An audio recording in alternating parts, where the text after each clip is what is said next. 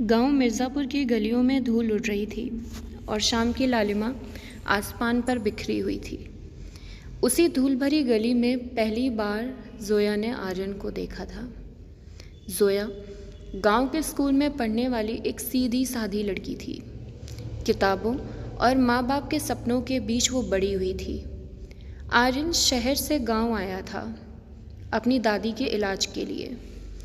काली bike पर उसकी entry ने गांव की लड़कियों का दिल धड़का दिया, लेकिन ज़ोया को उसमें सिर्फ शरारत नज़र आई। देखा आपने कैसे घूर रहा था आपको, सहेली ने कहा। ज़ोया मुस्कुराई। शायद उसने मुझे नहीं, सामने से आती गाय को देखा होगा। लेकिन वो जानती थी आर्यन की नज़रें बेवजह नहीं थीं। कुछ ही दिनों में आर्यन ने ज़ोया से मुलाकातें बढ़ने लगी थी। वो सुबह सुबह मंदिर के बाहर मिलते, बाज़ार में सब्ज़ी लेते वक्त टकरा जाते और फिर धीरे धीरे दिलों की बातें शुरू हो गई। एक दिन आर्यन ने कहा, ज़ोया तुम्हारी आंखों में बहुत सुकून है, लगता है जैसे पूरी ज़िंदगी तुम्हें देखते हुए बिता दूँ। ज़ोया शर्मा गई, लेकिन कुछ कह न सकी। वो पहली बार किसी के लिए महसूस कर रही थी और ये एहसास बेहद खूबसूरत था। एक बारिश की शाम जब गांव की गलियों में कीचड़ जमा था, आर्यन ने ज़ोया को स्कूल से बाहर रोककर कहा, मैं तुमसे बहुत प्यार करता हूँ ज़ोया, क्या तुम मेरी ज़िंदगी बनोगी?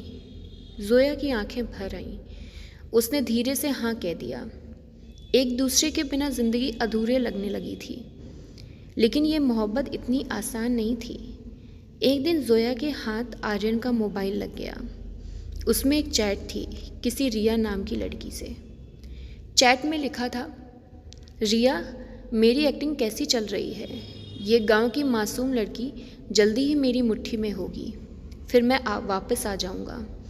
ज़ोया के पैरों तो जैसे ज़मीन खिसक गई हो। उसने आर्यन को सबूतों के साथ सवाल किया। आर्यन ने हंसते हुए कहा, ओह तुम तो सच में भोली हो, क्या लगा था तुम्हें मैं शहर का लड़का तुम्हारे जैसी गांव की लड़की से सच में प्यार कर बैठूंगा? ज़ोया की आंखों में आंसू थे, दिल टूटा हुआ था।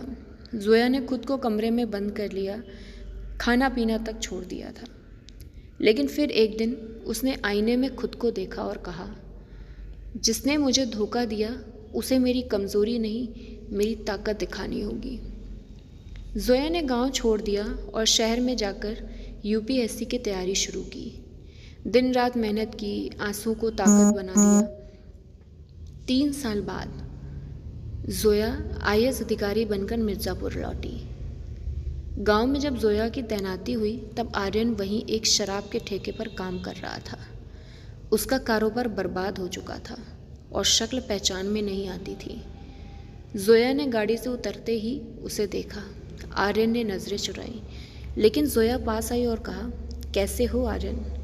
अब कोई मासूम लड़की मिली या अब भी एक्टिंग चल रही है? आर्यन झेप सा गया। वो कुछ बोल नहीं सका। उसके पास ना शब्द थे ना आत्मा। ज़ोया ने मुस्कुराते हुए कहा, तुमने मुझे तोड़ने की कोशिश की थी, लेकिन मैं पत्थर नहीं आग बन गई हूँ। और ये आग अब सिर्फ खुद को रोशन करने के लिए जलती है, किसी को जलाने के लिए नहीं। ज़ोया ने गांव की बेटियों के लिए एक मिशन शुरू किया। बेटियां भी बन सकती हैं ताकत। वो अब गांव में लड़कियों को आत्मनिर्भर बना रही थी। आर्यन ज़ोया की सफलता को दूर से देखता और अफसोस करता। इश्क तो हुआ था उसे भी, पर बेदर्दी उसकी फितरत थी। और ज़ोया वो इश्क को अलविदा कह चुकी थी, क्योंकि वो जान गई थी सच्चा प्यार वो नहीं जो दिल से दिल तोड़े, बल्कि वो जो टूटे दिल को भी संभाले।